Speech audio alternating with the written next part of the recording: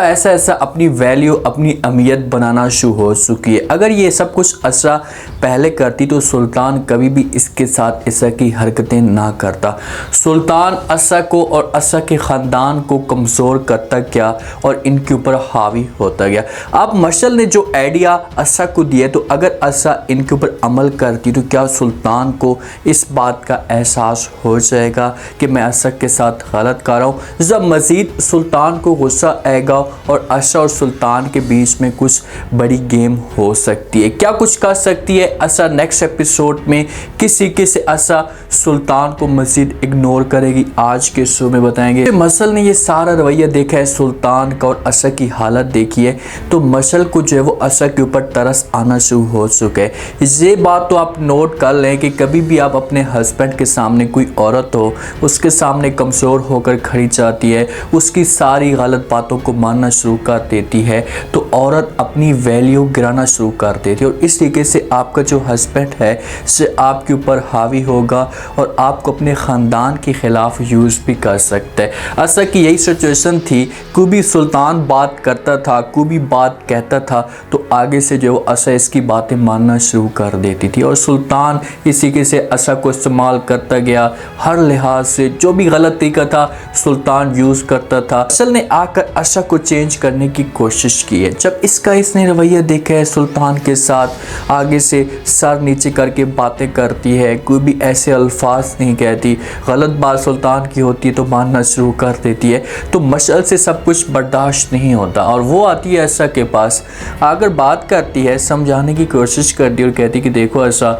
मुझे तुम्हारी हालत के ऊपर बहुत तरस आ रहा है, इसी वजह से मैं आपके साथ चंद बातें करना चाहती हूँ। आगे से असरा कहती कि कौन सी बातें, तो मशअल कहती है कि आप ऐसा किया करें कि सुल्तान को इग्नोर किया करें, उसके साथ ऐसी फजूल में बातें ना किया करें, उसके करीब ना जाया करें तो इस तरीके से हो सकता है कि सुल्तान को एहसास हो जाए। तो आगे से ऐसा कहती कि चलो ठीक है मैं करने की कोशिश करती हूँ लेकिन मुझे नहीं लगता कि सुल्तान जो फिर भी मेरे ऊपर तवज्जो देगा। तो मशअल कह रही कि तुम करके तो देखो, तुम ये चीज़ें करो जाकर तुम्हें पता चलेगा। किसी तरीके से असरा को ये राज़ी करती कि आज हम बाहर घूमने के लिए जाएंगे तो असरा भी राज़ी हो जाती है, सुल्तान को नहीं बताती।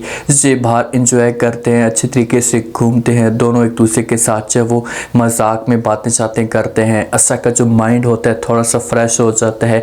शॉप पे जाते हैं किसी पे तो वहाँ पर भी एक दूसरे के साथ गपशप करना शुरू कर देते हैं तो मशअल से वो बातें करती है असरा के साथ। उससे कहती कि जो सुल्तान का आपके साथ रवैया है तो आप अपनी फैमिली को बता दें, इसी के से हो सकता है कि आपकी फैमिली सुल्तान को हैंडल कर ले, जो उसके साथ इस मौजू पे डिस्कस कर ले और हो सकता है कि सुल्तान फिर इसे घटिया हरकतें ना करे। तो असरा कहती कि आपको क्या लगता है कि मैंने नहीं बताया होगा, मैंने सब कुछ अपनी फैमिली के साथ शेयर किया था, सब कुछ अपनी माँ को बताया था, लेकिन सुल्तान ने ऐसा कुछ किया कि मेरी माँ इसके ऑफिस में जाकर इससे माफ़ी मांगी सुल्तान से और रिक्वेस्ट की कि आप मेरी बच्ची को लेकर चली जाए। भाई आपके ख़ानदान की तो यही तो बड़ी गलती है, आपकी ख़ानदान की यही तो बड़ी मिस्टेक है कि आप इतने मजबूर हो चुके हैं कि सुल्तान के बगैर किसी काम के भी नहीं है कि भाई इसके ऑफिस में आप लोग जा रहे हो और जाकर माफ़ी मांग रहे हो। कौन ऐसे करता है? कोई भी जाएगा जाकर माफ़ी मांगेगा, हाथ जोड़ेगा कि यार मेरी बच्ची के साथ ऐसा मत करो, उसे लेकर चले जाओ, तो आगे वाला जो मर्द होगा ये और भी आपके सर के ऊपर चढ़ जाएगा और भी ज़्यादा आपको इस्तेमाल करने की कोशिश करेगा। ऐसा कभी भी आपको नहीं करना चाहिए। ऐसा कहती कि मेरी माँ ने माफ़ी मांगी थी और फिर किसी तरीके से सुल्तान मुझे लेकर चला गया था तो इसी वजह से मैं अपनी माँ को अपनी फैमिली को मुश्किलात में नहीं डालना चाहती। मैं नहीं चाहती कि मेरी फैमिली मेरी वजह से मजबूर हो जाए या परेशान हो। सुल्तान जो बातें मेरे साथ करेगा मैं उसकी सारी बातें मानने के लिए तैयार हूँ। लेकिन मशअल कहती कि चलो ठीक है, आप अपनी फैमिली के साथ ये बातें शेयर नहीं करना चाहती तो आप अपने आप को थोड़ा सा मजबूत करें और सुल्तान का मुकाबला करें। जब दोनों यहाँ पर घूम रहे होते हैं तो थोड़ी देर के बाद सुल्तान की कॉल आती है, जो बात करता है असरा के साथ, उससे कहते हैं कि तुम तुम कहाँ हो सकता है कि सुल्तान ऑफिस के अंदर मौजूद हो। तो आगे से ऐसा बातें कहती और कहती कि मैं बाहर घूमने के लिए गई हूँ या काम के सिलसिले में गई हूँ, आपके साथ बाद में बात करती हूँ। वहीं से इसकी मज़ीद बात नहीं सुनती और कॉल काट देती है। ये होता है मशल का जो रिएक्शन होता है, मशल साथ में बता रही होती है कि तुम ये करो, तो आगे से ऐसा करती जा रही होती है। जिस वक्त कॉल काटती है ना, सुल्तान बड़ा हैरान और परेशान हो जाता है कि भाई इस औरत ने कभी मेरे सामने उफ तक नहीं की और आज ये बातें कैसे कर रही है और मज़ीद इसने मेरी बात नहीं सुनी और कॉल काटती है। तो सुल्तान सोच में पड़ जाता है, इसे टेंशन लग जाती है कि आखिर का रीज़न क्या है। वहीं से इसका ऑफिस में दिल नहीं लगता और ऑफिस से फ़ौरन जो वो छुट्टी करता है, आ रहा होता है। रास्ते में भी यही ख्यालात चल रहे होते हैं कि भाई ये कौन है और कहाँ से बातें ऐसी सीख रही है। जैसे आता है तो अपसेट रहता है, परेशान रहता है, ना किसी के साथ बात करता है, इसे खाना तक भी ठीक नहीं लगता कि भाई आज मेरी औरत ने, मेरी बेगम ने मेरे सामने ऐसे की बात कर दी है। अब ये जुनैद को भड़काने की कोशिश करता है। उसे पता है कि भाई सारी जो इसके पीछे वजह है, ये रीज़न है मशल की है। मशल के जो हस्बैंड है, इसको किसी तरीके से खिलाफ़ करूँगा अपनी बेगम के, ताकि मेरा जो काम है ना इसे ख़राब ना हो सके। जुनैद को अपने पास बुलाता है, इसके साथ बात करता है और कहता है कि मुझे जो आपकी हालत के ऊपर बड़ा दुख होता है। तो आगे से जुनैद कहता है कि क्यों, क्या वजह है। तो आगे से जो वो कहता है फ़ौरन सुल्तान के भाई आपकी बेगम जो है वो आपको कुछ बता कर नहीं चाहती, ऐसे चली जाती है, आपके साथ बात शेयर नहीं करती, इस बात का मुझे दुख होता है। तो जुनैद जब ये बातें सुनेगा तो जुनैद इस जगह पर इसे कमाल का जवाब दे सकता है। जुनैद के पास ऑप्शन तो आ चुका है। अब ऐसा ना हो कि जुनैद भी सुल्तान की बातें मान ले और कहे कि हाँ तुम ठीक कह रहे हो, आज ही मैं जाता हूँ मसल को टैट करने की कोशिश करता हूँ ताकि दोबारा इस किस्म की हरकतें ना करे। तो और मसल का मैं ऐसा नहीं हूँ, मेरी मसल मेरा यकीन है और मैं कभी भी अपनी बेगम के ऊपर प्रेशर नहीं डाल सकता।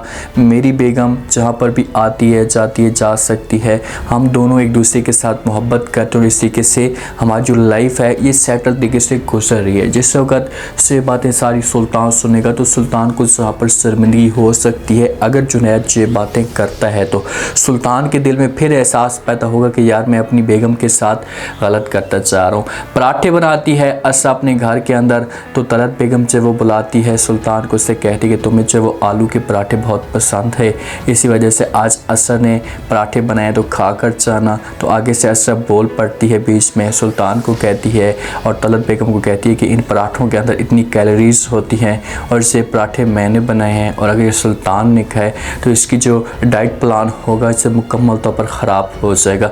जिस वक्त सुल्तान से बातें सुनता है तो वो जवाब देता है, सब तंज़ीह तौर पर बातें करता है, कहता है कि भाई अपना डाइट प्लान ख़राब ही करना था तो कोई लजीज़ किस्म का खाना बना लेते, इतना गंदा खाना बनाया आप लोगों ने, जी मैं कैसे खा सकता हूँ। तो यहाँ पर थोड़ी सी आशा को दिल पे बात लगती है, लेकिन अभी वो उसका जो रिएक्शन होता है इससे और तरह का होता है और मजाक में चेहरे पे मुस्कुराहट रखती है ताकि सुल्तान को ये फील ना हो कि मुझे ये बातें गलत लग रही हैं। घर के अंदर भी इसे इग्नोर करती है, चूड़ियाँ पहनना शुरू कर चुकी है, अपने बाल अपनी मर्जी के मुताबिक रखना शुरू कर चुकी है ताकि सुल्तान को इस बात का एहसास हो।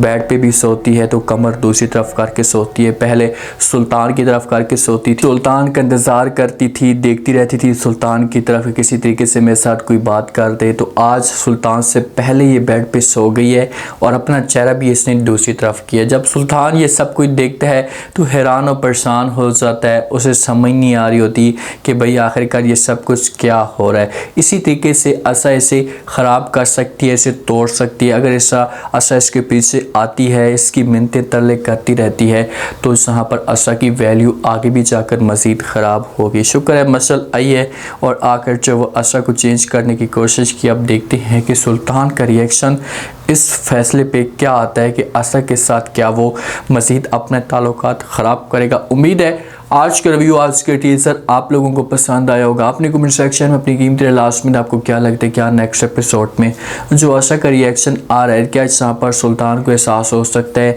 सर सुल्तान के दिल में मज़ीद आशा के लिए नफ़रत पड़ेगी। आने वाले एक साथ में क्या क्या इंटरेस्टिंग चीज़ें आप लोगों को दिखाई जा सकती हैं, लास्ट में फीडबैक दें, चैनल को लास्ट में सब्सक्राइब कर दें। शुक्रिया, अल्लाह हाफ़िज़।